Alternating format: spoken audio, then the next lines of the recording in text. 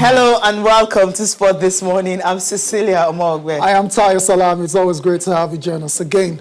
All right, this is what the show looks like. We're talking about Nigerian teams on the continent. 4 teams were in action over the weekend, and we have just one winner. That's Enyiba, the People's Elephants, doing Nigeria proud over the weekend. Yeah, and the one away from home. And Plateau United that we're thinking, the coach actually said before the game that, look, most of their players left. They're trying to review the team and everything and all that, and they were not 100% ready. And so it shows on the day. Yeah, no excuses though. I mean, not losing against a side. No disrespect to Simba. Simba is a great team in Tanzania. Yeah, but not as. We'll talk more about that much later. Okay, let's leave that aside for now. Let's move on. Let's talk about what's happening in England. Arsenal, they're having their worst start of the season. The last time they had this kind of low form was actually 1981. So it's their worst start since 1981. And for Mikel Arteta is hoping that he will get Aubameyang firing again for them to start winning. The guy had just five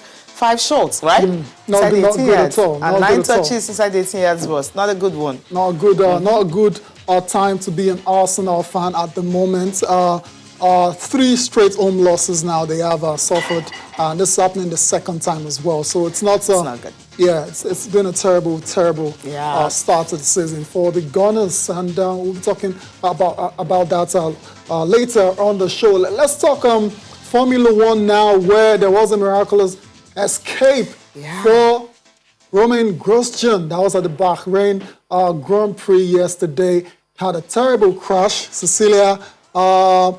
There was a lot of fire, serious fire, but this guy managed to come out unscathed with minor burns. Yeah, he was saved by the halo. That's something when Formula 1 were trying to put it up together, it was one of the drivers that did not really like it. But then that's how we are starting off this show this morning, talking about, the Formula 1 and the crash right there. Oh, God. I mean, it was something when everyone saw the video, like, will the driver come out of this?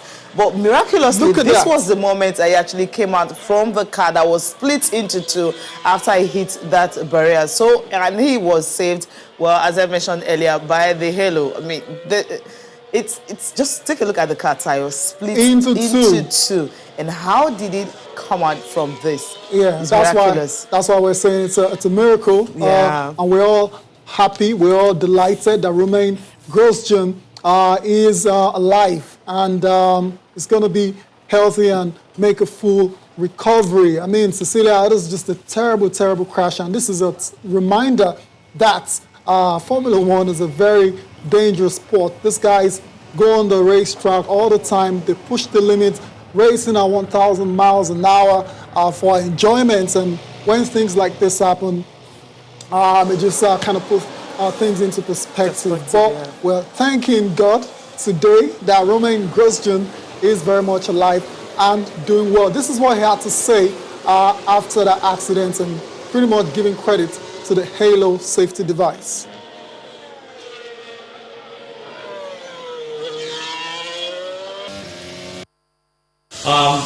Just wanted to say I am okay, sort of okay. Thank you very much for all the messages. I mean, I wasn't for the Halo some years ago, but I think it's the greatest thing that we've brought to Formula 1, and without it I wouldn't be able to speak to you today. So thanks to all the medical staff at the circuit, at the hospital, and hopefully I can write you quite soon some messages and tell you where it's going. Just look at the fire again. I mean, once you see that fire, you just be wondering, how did he manage to escape? Was a miracle. We mentioned that earlier. The miracle of Romain Grosjean. That's what we're going to know this going forward. And Cecilia, you talked about the controversy that trailed the introduction of the Halo. Then, I didn't understand what the controversy was about. This guys are trying to protect you. What is the debris that is flying around, so you can actually protect the debris from actually getting to you. And they were like, no, there are too many things and all that and everything. But now we understand that. They were focused on the aesthetics and all of that. I'm like, no, this is about your safety. This should be paramount. You're looking at beauty of the car. The beauty and all of that. What has that got to do with anything? Come on, it's all about safety. You know, so I didn't really understand what was going on there, and it's good to know that the authorities, F1, they stuck to the gone. They went on with the introduction, and it's ended up saving the life of this guy now because the burnt impact of the barrier was absorbed by the halo. Yeah.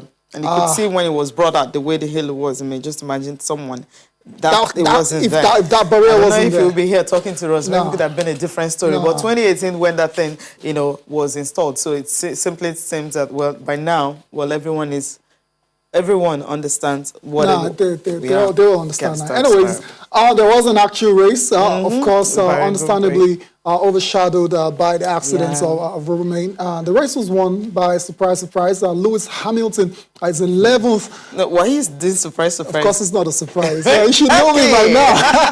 Just be cheeky, I got that. Yeah, 11th race win of the season. Yeah, there's a record of 13, right? And Michael Schumacher and Sebastian Vettel got that record of 13 races in the season.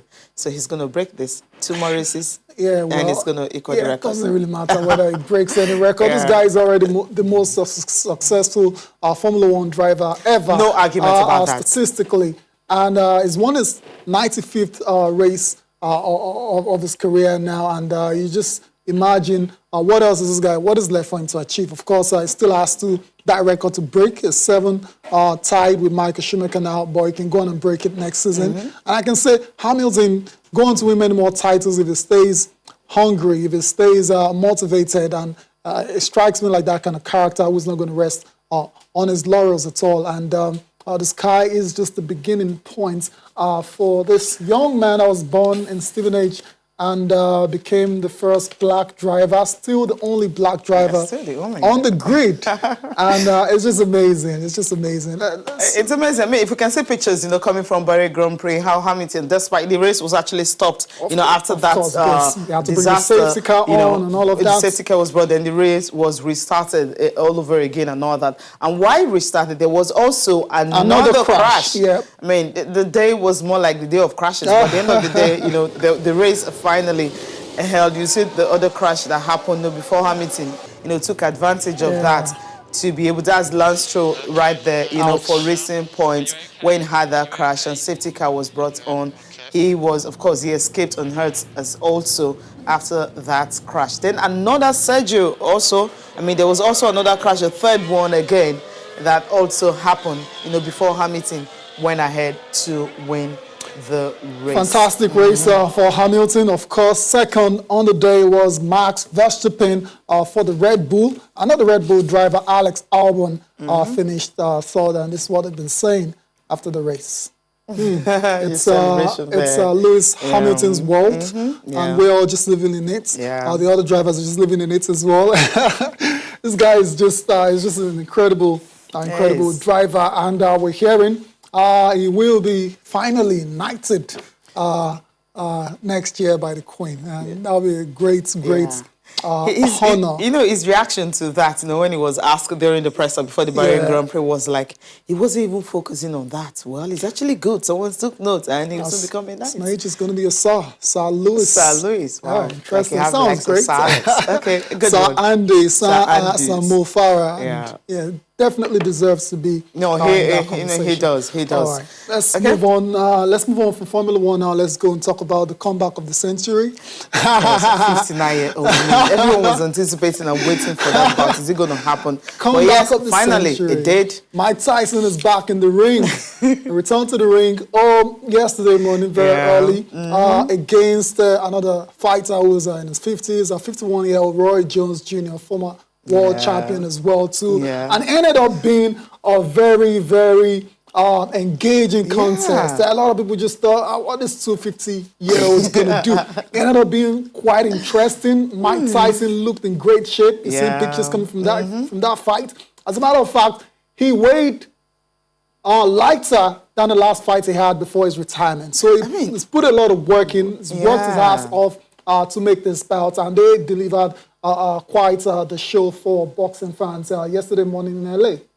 Yeah, and if you check, if you watch the bout, I mean, Jones Jr. at a point, he was really tired. Of course. And Tyson, of course, was when still getting hit going on and on the and on and on and everything and all that. Well, the thing is that, they shared a hug at the end of the day because it was actually a draw. I mean, he would have won. That's a horrendous decision. I mean, everyone that watched this fight know that Mike Tyson won pretty convincingly. But I guess it was in the spirit of the exhibition, so they decided to just call it a draw. After the bout, Mike Tyson vowed to do better in his next fight. That means he's not retiring again.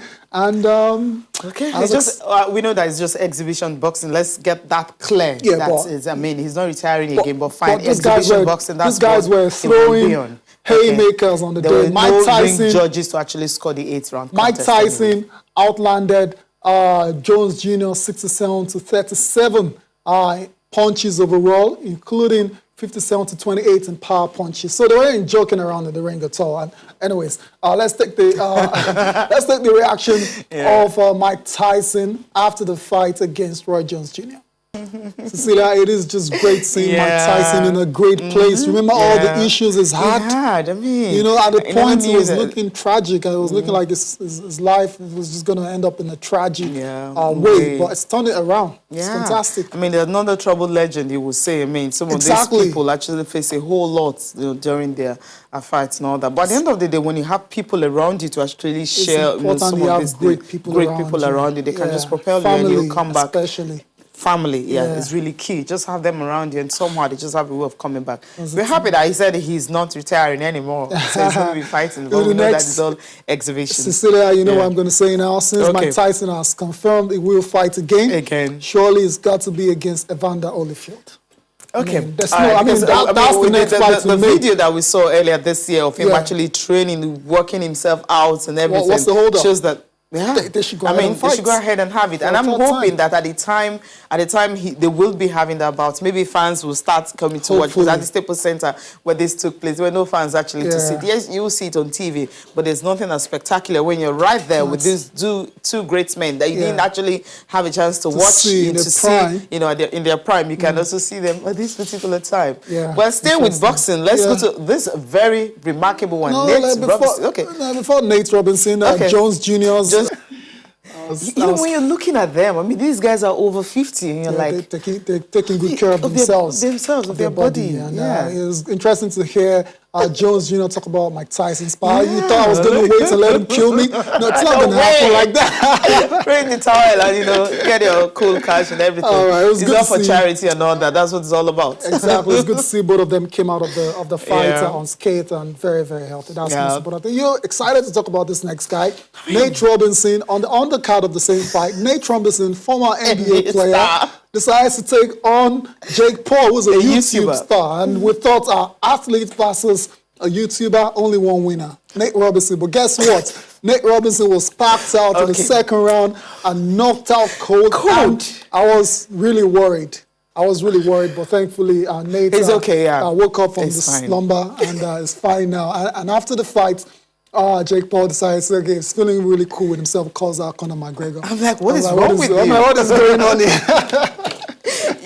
Sometimes, you just want to try yourself. Nate Robinson, of course, we know he's not a professional boxer. Of course he's but not, he wanted to make history, as one of those guys who can actually do two things. I mean, NBA star, he was successful. He wanted to move to the next one. He wanted to also be successful. But then Jake Paul, sensational second round knockouts. And of course, at the end of the day, let's just, listen to Jake Paul talking about fighting Conor McGregor. Come on, guy.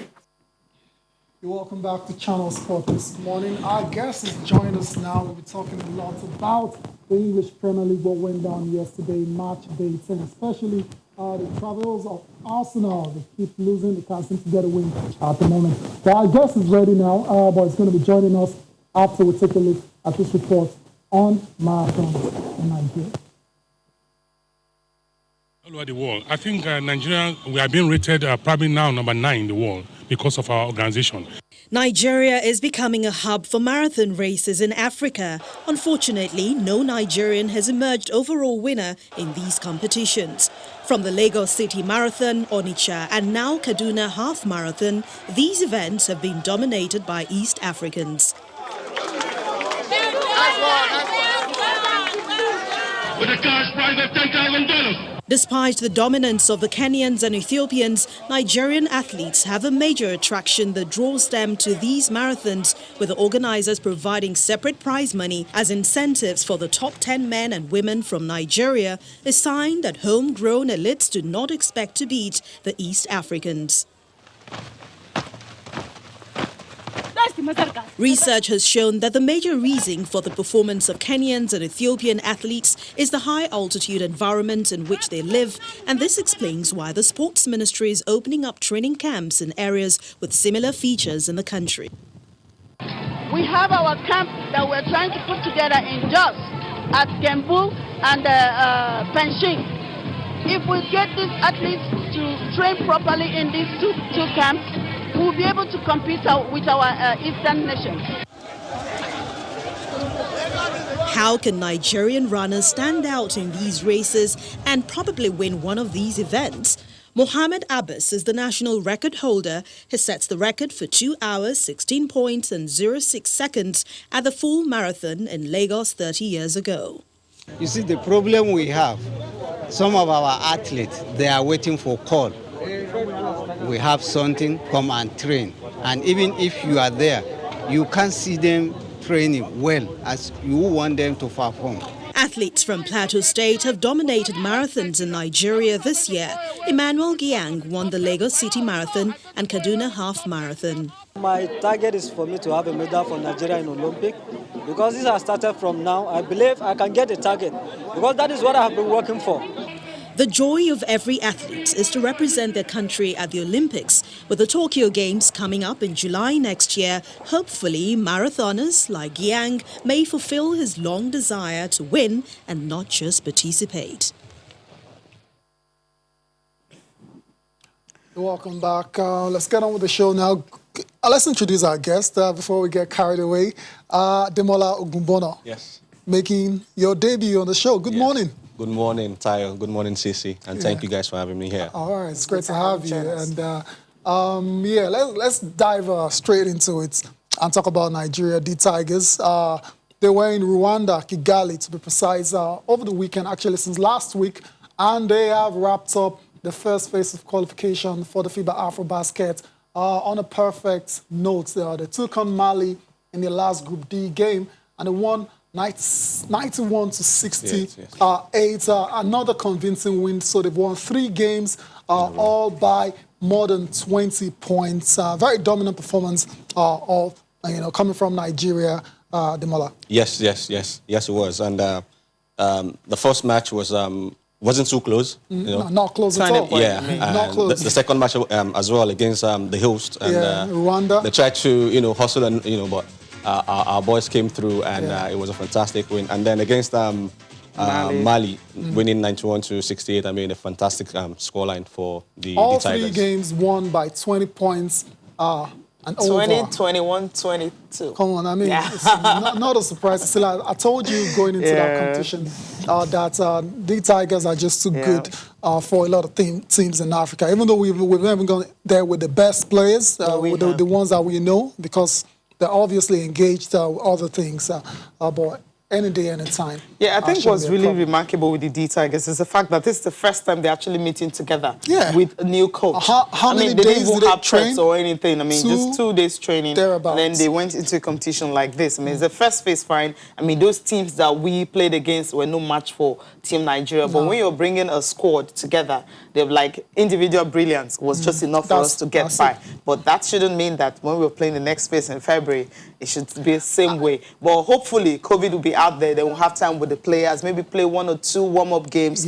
before the main qualifiers. But it is always expected that the Tigers will come through against these guys. Yeah, it's always expected. They can get away with it. They can get it sometimes, but don't let them shock you. Because the Malian team, I mean, Jumbo, right, guy actually had about how many points? 22 points on the day. Look at the final score. Exactly. So everyone had to put on their put in their best and all that, just contributed, which was a good one. Ike Diogo, of course, as usual, and Erigbo, those guys were just on fire again and again. The show of the EKs. I mean, the Afrobasket first phase was the show of the EKs, right? You can say that again. Anyways, the next round of qualifiers are February next year. Of course, we will definitely keep an eye on that one. Let's move on now to football. What happened on the continent? 4 Nigerian sides are in action, just the one victory. Let's start in the CAF Champions League. 2 games, one right here in Nigeria in Jos. Plateau United losing to Simba.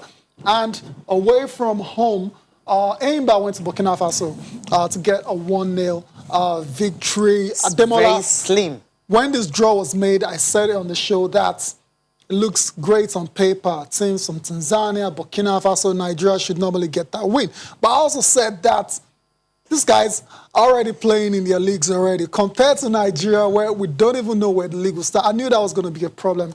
And it's turned out to be exactly just so. Exactly. I mean, for us saying just one away win for Enyimba, I mean, it was a fantastic result. Going away to win in a CAF Champions League match. It's not me. It is not usually the case, for African teams. But true. For Tayo Show's men to go down there and get a win away, it's a brilliant result. We expect that when Enyimba comes back home, they will just, wrap up. Get it all done. But for the other teams playing at home and losing, Plateau, yes. Plateau United lost in Jos, 1-0 to Simba.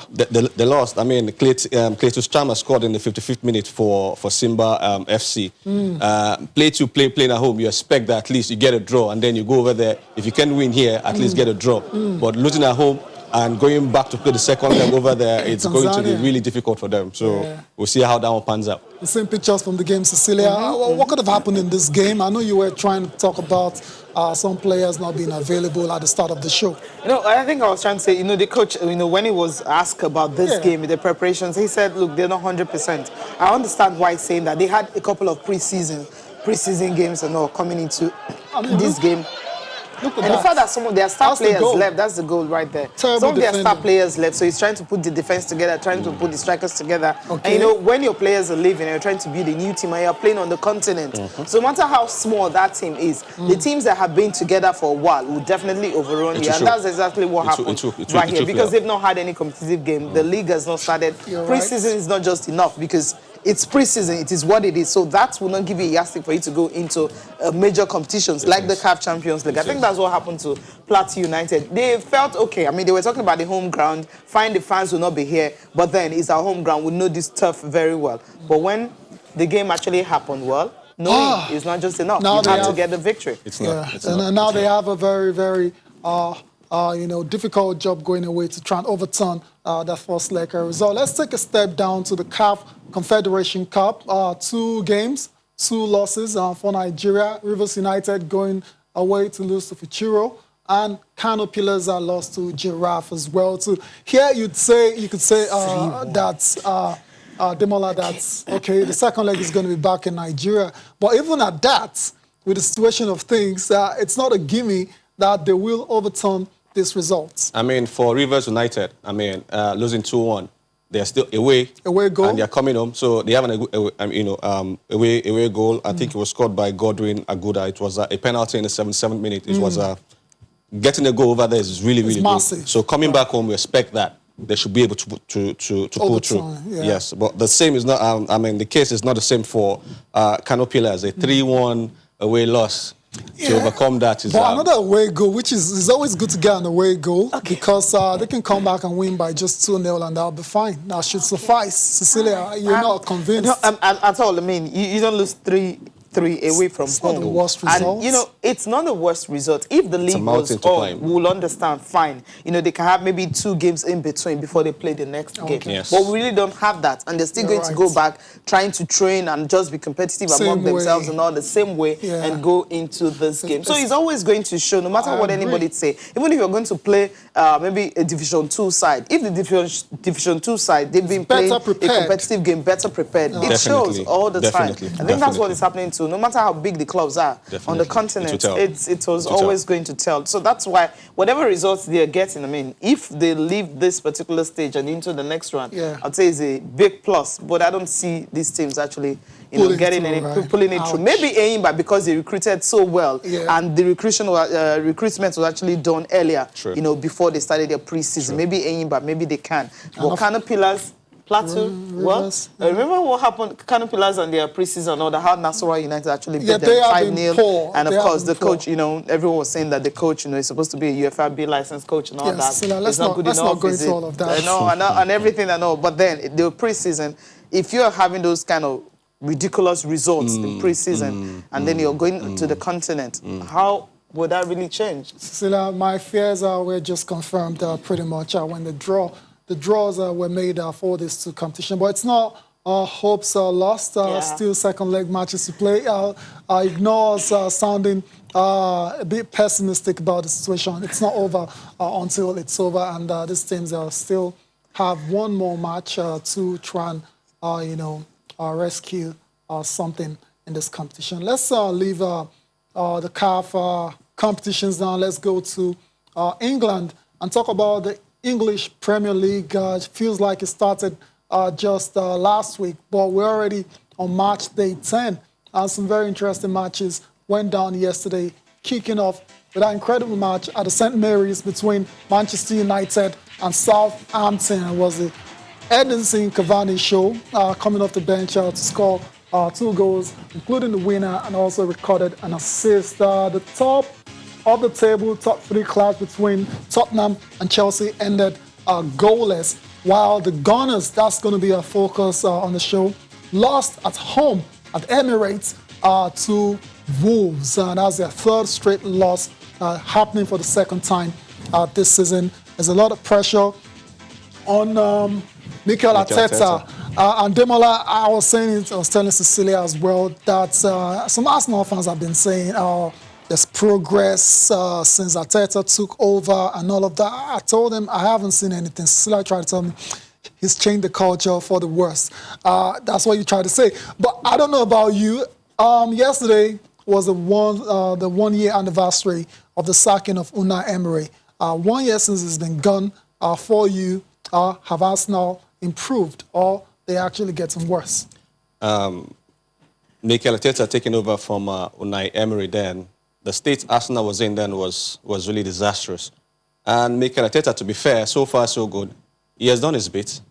And there has been some patches here and there with Arsenal have had fantastic displays. But seeing the lineup yesterday against Wolverhampton side, I just knew that Arsenal were not cut out to win that match at home yesterday. So it wasn't a surprise for me seeing them lose. But over time, over the past few games, they really struggled. Winning away at Manchester United, really hope that Arsenal will, really kick off from there. And you know, but ever since it's been just drab football from Arsenal so far. Well, what could Mikel Arteta, what could he have done differently? Because I think you said when you saw the lineup, you knew that they were going to lose again. Yes, I just knew. I saw Willock in there, and I saw, I think the Miss Party, no doubt. The kind of energy it brings to that midfield. It's not there. It's not there to miss him, you know. And David Luiz hasn't played for a while, but coming in, yes, it started yesterday. And, well, I just hope that going forward, because I really like Mikel Arteta as a player and as a coach, he hasn't done too badly. So I hope that as things progresses, they'll come through and all their injured players to, come to the party. Okay, maybe the injuries is actually one of the reasons they're having their worst starts. I think it is. In how many years? Okay. I think I'll take that from you. Just maybe the injuries. Maybe when the players are all back fully and they can't start getting good results. Sounds like both of you are making excuses for Mikel Arteta. Okay, read out your record. The tally of 13 points is the lowest after the opening 10 matches of any league campaign. That's since 1981-82 season. That's appalling. That's not good enough. And Arsenal fans, some that I know, are starting to call for the head of Mikel Arteta and telling them, relax, guys, come on. Give him time. Give him time. Yeah, it's just, I mean. I think he can turn things around, but not maybe like winning the league or top 4 finish. Of course not. But at least, you need to get your top players. I love what he said after the game. What did he say? Talking about, Aubameyang. Questions were coming in. I mean, he's now your captain, highest paid player. He's not scoring and everything. Yep. And he said something like, look, I get this. I'll get this guy firing again, scoring again. How is he going to do that? I really don't know. But I think if Aubameyang starts scoring, it's going to help because we saw Aubameyang, like, I don't know what he was doing all through the whole 90 minutes, but it was kind of helping the other strikers. I don't know. That there was just this funny... Something is not working. Something is not working, really, because we always have him at a particular position where he is to poach in the ball. I mean, he's thrive more when you have players, crosses coming in and all that. And he gets the goals. But right now, we are not seeing him. I mean, he can't even do that anymore. So something is fundamentally wrong. That maybe the coach, or maybe he should remove the captain armband from him. Cecilia, come on. I don't know. He was the captain last year and he was scoring goals. At the time he was captain, it wasn't the beginning of the season, right? It was towards the end of the season. It doesn't matter. So, what does that matter? I mean, no one is going to talk about that COVID truncated time. So... All right, then. This is what he had to say after the game. What is he said they had 2 shots on target and scored both times. So what? In the second half, my team showed resilience, togetherness, and belief to try to win the game back. We generated good chances, but all players go through periods where they struggle to score goals. I imagine that last message. It's my responsibility for the team to see more goals. There are no excuses. We have to improve. Right. Absolutely. Yeah, so all the excuses we're making for him, no excuses. So you have to improve and win more games. It's not just enough to beat Chelsea and Liverpool and Manchester United. All other teams are a bit lower. Still, they haven't but right now they're higher. I mean, Wolves is having a good position. Okay, let's talk about Chelsea quickly. Goalless. That was the result I thought it was going to be. I was speaking with a friend last week, Kingsley Appan, and he was saying that with all the firepower Chelsea and Tottenham has, there should be goals. But deep down, I knew that coming to that match, I wouldn't say Lampard is an apprentice, wouldn't want to lose against the master, and the master wouldn't want to lose against his former player as well. So it was a good tactical match, but we expected goals. I mean, in a team where you have Hakim Ziyech, you have Timo Werner, and for Tottenham, Kane, Son. I mean, I was expecting Son to continue on that good run yesterday, but I mean, the defense of Chelsea was just too strong for Tottenham. It was an interesting game, but we expected goals in a match such as this. You did see that. But there's a reason for that, and Jose Mourinho clearly explained that. Also, Lampard talking about the game. He wanted to win, but the win just didn't come. Expected to be in it, but it just wasn't to be. And Jose clearly said that, look, the way Chelsea set up, I mean, he wasn't expecting them to really go defensive, but that was what they did. They didn't come out all attacking like they usually do. When you do that against Tottenham, against a team coached by Jose, you know that, of course, goals will definitely land inside the net, and they happen. Okay, we need to go on a quick break now, right? Lampard he's maturing and he's tactically. He understands that. That's a good have a Son, you have a Gareth Bale, you have a Harry Kane and all that. These guys are hungry. Yeah, you don't want to leave too much space behind. So that's why the players just didn't come out. And Jose understands, okay, fine. Let's all be cautious. Yeah, let's get a point. Get a point. And they did, and they're still top of the table, which is really key and important for all of them. Yeah. Okay, after this short break, we'll talk about Manchester United and how Edison Cavani had to rule St. Mary's.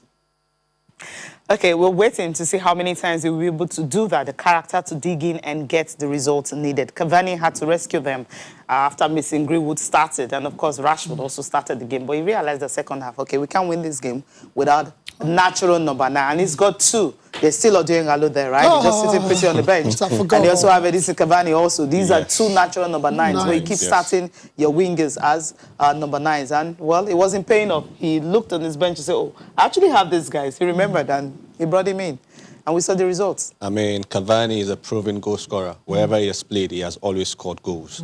And luckily for Ole Gunnar Solskjaer, yesterday he got his tactics spot on.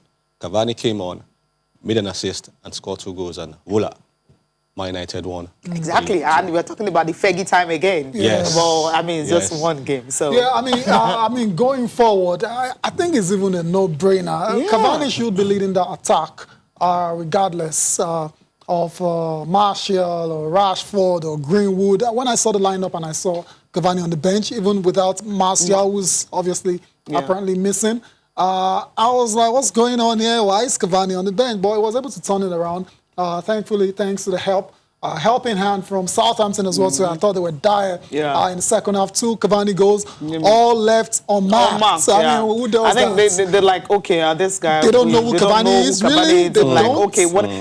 You know, sometimes, you know, we saw something, you know, in German Bundesliga earlier. We're like, sometimes you know where a particular player, they move and all that. Is it that they don't watch games anymore, or everyone is focusing on social media or something like that? Because sometimes you need to understand the players you're playing against, and know when to mark them and all that. So for him to be left like all alone, he just had the time and everything. And then Mason Greenwood was being marked. We saw that. We saw how they marked Rashford and all that. Exactly. And then the goal scorer came on. You let him. Looking like, okay. What's the coach? What was he thinking? Yeah, I mean, anyway, I think Man U, they proved their mettle yesterday. And let's not forget David De Gea went out injured. I mean, they couldn't keep out James Ward-Prowse's free kick. I think in the English Premier League now, James Ward-Prowse is the best thing after David Beckham when it comes to free kicks taking. I think he has scored 7 now in nine appearances. And I actually thought they were going to win. I mean, going 2-0 up against Man United, you know, in the first half. But